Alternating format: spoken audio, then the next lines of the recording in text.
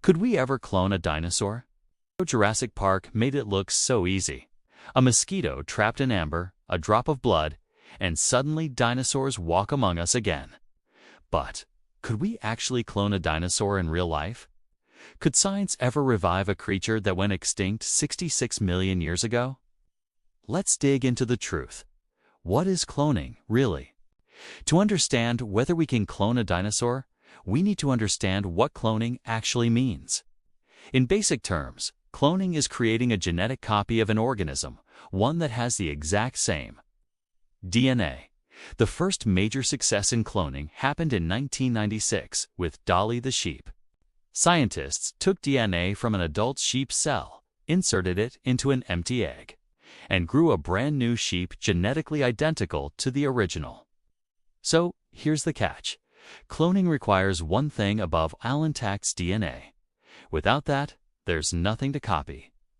And this is where the dream of cloning dinosaurs starts to fall apart. DNA is fragile.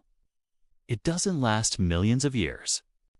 In fact, under perfect conditions, cold, dark, and dry might survive for about 1 million years. So no matter how many fossils we find, they don't contain usable DNA. They're mineralized bone stone, not cells.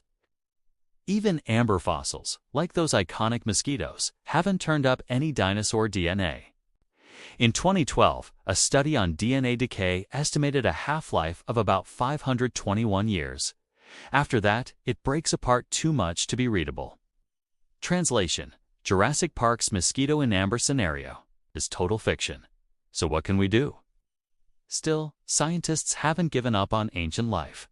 One real area of research is called de-extinction, using modern DNA to bring back extinct species.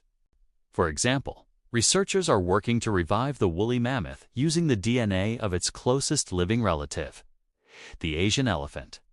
The goal is to create a hybrid species, part mammoth, part elephant. So what about dinosaurs? Birds are actually the living descendants of theropod dinosaurs like T-Rex and Velociraptor, which means we technically already live among dinosaurs, just a bit smaller and fluffier. There's even a project nicknamed the Chickenosaurus. Scientists have experimented with modifying chicken embryos to express ancient traits like teeth, claws, and tails.